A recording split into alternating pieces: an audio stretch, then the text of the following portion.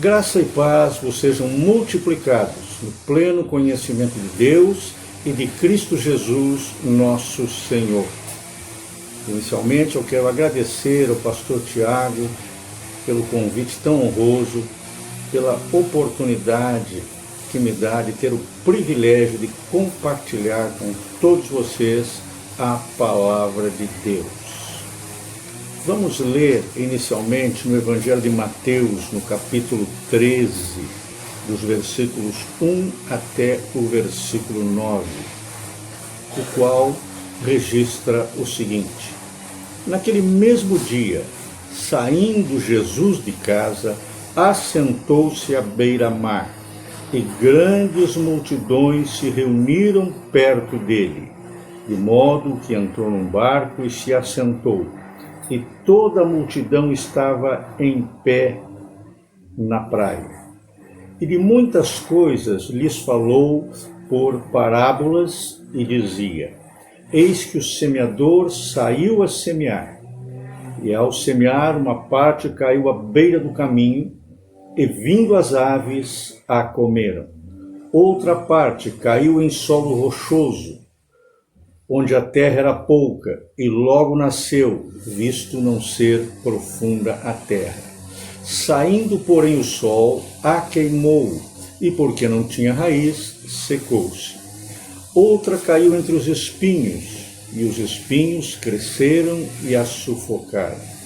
Outra, enfim, caiu em boa terra, e deu fruto, a 100, a 60 e a 30 por um. Quem tem ouvidos, ouça a palavra. Alguns, como acontece com certas versões da Bíblia, a Almeida Revista Atualizada é um exemplo disso, denominam esta parábola de a parábola do semeador. Outros entendem que a parábola deveria ser chamada de a parábola das sementes. Existem ainda aqueles que pensam que a parábola tem como referência principal os tipos de solo ali retratados. São diferentes perspectivas de abordagem da história contada por Jesus. Cada uma delas nos traz preciosas lições e aplicações para a nossa vida no dia a dia. O meu objetivo aqui é animar e incentivar a cada um de vocês a semear com perseverança e fé as boas sementes, e assim ter uma colheita a 30, a 60 e a 100 por um. Começo fazendo 3 observações de ordem geral a este respeito. Primeira delas, toda semente lançada tem a capacidade de produzir algum resultado. Ou seja, a semente existe justamente para isso. Está no seu DNA produzir um determinado fruto. Segunda observação, a diferença no resultado da semeadura está no solo. Ou seja, não depende nem do semeador, nem da semente. Tem a ver, isto sim, com a reação do solo em que a semente foi lançada. E a nossa terceira observação geral é que nossa tarefa é simplesmente e unicamente semear. Fazer com que a semente chegue até o solo. Dito isto, vejamos agora 3 aspectos importantes e interessantes da semeadura que na narrativa feita por Jesus estão presentes. O primeiro deles é a ação, ou seja, o texto diz bem claro, o semeador saiu a semear, isto é, ele agiu, ele trabalhou, porque a semente guardada, a semente que está parada, a semente que não é lançada em terra, não frutifica. Há um texto muito interessante no livro de Eclesiastes, no capítulo 11, no verso de número 4, que nos diz assim: quem somente observa o vento, nunca semeará. E o que olha para as nuvens, nunca cegará. é preciso ação, não ficarmos simplesmente na contemplação. Há uma frase muito conhecida que foi, segundo os historiadores, originária com Pompeu, um general romano do primeiro século antes de Cristo, uma palavra que ele dirigiu às suas tropas, e que depois o grande poeta e escritor português Fernando Pessoa voltou a usar, que diz assim: navegar é preciso. Eu quero então fazer aqui uma paráfrase dizendo: semear é preciso. Talvez nem todas as sementes que você e eu lançarmos em terra haverão de produzir, mas com certeza, se não lançarmos semente nenhuma, não teremos nenhum resultado. Segunda coisa, segundo aspecto interessante, além da ação, é o aspecto da extensão. O texto nos diz que as sementes foram lançadas em diversos tipos de solos. Na verdade, o texto nos descreve 4 tipos de solos, os quais Jesus depois vai dar uma devida explicação sobre cada um deles. Isto significa que é preciso semear por todos os lugares, em todos os ambientes. E o terceiro aspecto que eu quero destacar aqui é o aspecto da produção.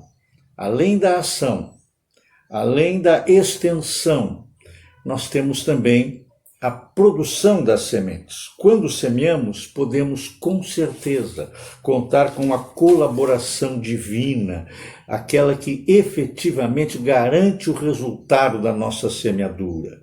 O apóstolo Paulo, em 1 Coríntios, capítulo 3, versículo 16, vai nos dizer: eu plantei, Apolo regou, mas o crescimento vem de Deus. E foi o que aconteceu na parábola contada por Jesus. O crescimento veio, e esse crescimento vem da parte de Deus. Semeie com confiança, semeie em todos os ambientes e creia que estas sementes vão frutificar devido à ação sobrenatural de Deus.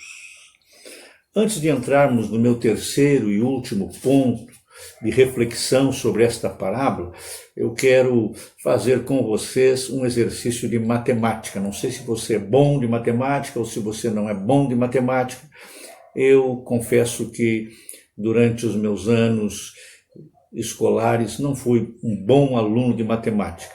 Às vezes me esforçava para conseguir atingir os resultados mínimos desejados. Mas vamos lá. Nós estamos no final de janeiro, portanto eu vou pegar aqui para fazer um cálculo do mês de fevereiro até o mês de dezembro, ou seja, um total de 11 meses. Nestes 11 meses nós teremos 48 semanas. Teremos um total de 334 dias. Um total de horas que perfaça a quantidade de 8.016 horas. Fazendo aqui um desconto, descontando 8 horas por dia como o tempo de sono, nós teremos então à nossa disposição, em termos de atividade, 5.344 horas. Em relação aos minutos, nós teremos no total 480.960 minutos. Mas aqui também, descontando os minutos em que estaremos dormindo, que perfaz um valor de 320.640 minutos de sono, nos restam 160.320 minutos de atividade. Portanto, eu e você, a partir do dia 1º de fevereiro, teremos pela frente 11 meses, 48 semanas, 334 dias, 5.344 horas e 160.320 minutos para semearmos. E eu quero então, nesta parte final, pensar com você e sugerir para você 4 sementes que você deve estar semeando todo dia, em todos os lugares, de maneira perseverante, de maneira constante. A primeira destas sementes, eu diria que é a semente da paz. Em um mundo de conflito, em um mundo que está marcado por radicalismos de todo tipo, um mundo de muita angústia e de muita ansiedade, a paz é muito importante. Seja, portanto, um pacificador, uma pacificadora, pois quem semeia a paz é abençoado. Em Mateus capítulo 5, versículo 9, nós lemos as palavras do Senhor Jesus que disse: bem-aventurados, isto é, abençoados, os pacificadores, porque serão chamados filhos de Deus. Promova a paz entre as pessoas. Lance sementes pacificadoras para criar um ambiente de paz, para criar uma cultura de paz. Segunda semente que eu proponho a você para que seja lançada é a semente da gratidão. A recomendação bíblica é clara e está lá em 1 Tessalonicenses, capítulo de número 5, versículo de número 18. Em tudo dai graças, porque esta é a vontade de Deus em Cristo Jesus para convosco. A gratidão, sem dúvida alguma, gera ambientes positivos. Existe uma força incrível na simples expressão muito obrigado. Esta expressão, ela abre portas. Esta expressão tem a capacidade de mudar a atmosfera de um ambiente. Esta expressão gera boa vontade. Em terceiro lugar, eu quero propor que você semeie esperança. Diante de um cenário terrível, absolutamente terrível, Jeremias decidiu trazer à sua memória aquilo que pudesse lhe dar esperança em meio ao caos, esperança em meio à destruição, esperança em meio à morte. Faça você o mesmo, não se deixe contaminar e nem contamine a outros com palavras ou notícias ou avaliações negativas pessimistas. Tenha sempre uma palavra que gere esperança, uma palavra positiva, uma palavra construtiva. E em quarto lugar, eu quero sugerir a você lançar a semente do Evangelho. A boa notícia de que Deus em Cristo Jesus tem para nós perdão, vida abundante, vitória sobre o mundo e vida eterna. O Evangelho é, sem dúvida alguma, como diz o apóstolo Paulo, o poder de Deus agindo em favor de todas as pessoas que o ouvem, que nele creem e o recebem em seus corações. Em um mundo repleto de más notícias, você sabe, é só você ver um noticiário nos meios de comunicação e as notícias são sempre as piores possíveis, as mais negativas possíveis, as mais terríveis possíveis. Então, neste mundo repleto de más notícias, eu insisto, seja um semeador da boa notícia. Semeador da notícia de que Deus nos ama e através de Cristo Jesus, Ele tem conquistado para nós uma vitória aqui nesta terra e uma vitória que vai se estender por toda a eternidade. Como eu disse na introdução desta palavra, que o meu objetivo era animar e incentivar você a semear com perseverança e com fé. Então, neste sentido, eu termino esta palavra com duas declarações bíblicas, para que você se apegue a elas, para que você se firme nelas, para que você esteja baseado nelas, lançando estas sementes. A primeira palavra está no Salmo de número 126, versículos 5 e 6. Ela nos diz assim: os que com lágrimas semeiam, com júbilo ceifarão. Quem sai andando e chorando enquanto semeia, voltará com júbilo, trazendo os seus feixes.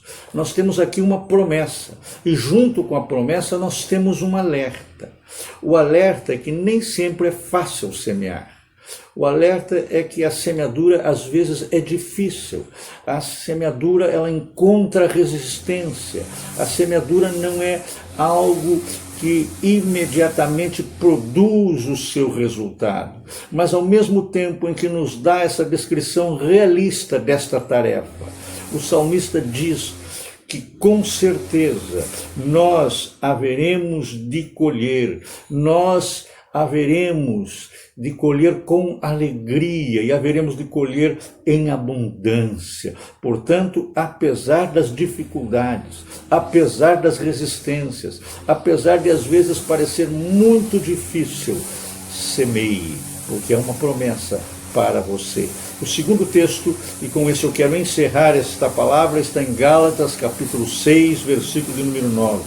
Ele diz: não nos cansemos de fazer o bem, para que a seu tempo ceifemos, se não desfalecermos. Mais uma vez, nós temos aqui uma promessa e um alerta. Um alerta que nos traz a realidade. A realidade é que semear cansa. Semear tem um custo. Semear é trabalho. Semear é despender energia. E, evidentemente, isto tem um custo. Mas o texto nos afirma que se nós não desfalecermos, ou seja, não pararmos, não desistirmos, não nos sentarmos à beira do caminho, mas insistentemente, como bom semeador, sairmos lançando estas sementes, como sementes de paz, sementes de gratidão, sementes de esperança e as sementes do bom Evangelho, certamente, no devido tempo, nós haveremos de colher. Como diz o autor de Eclesiastes, há tempo para todo o propósito. Há o tempo em que você semeia, mas com certeza há uma promessa que virá o tempo em que você irá ter uma abundante colheita. Que Deus abençoe a sua vida, que você seja, neste ano de 2021, um semeador, uma semeadora, lançando boas sementes, e você irá colher frutos maravilhosos através do seu trabalho. Em nome de Jesus, que Deus abençoe a todos. Amém e amém.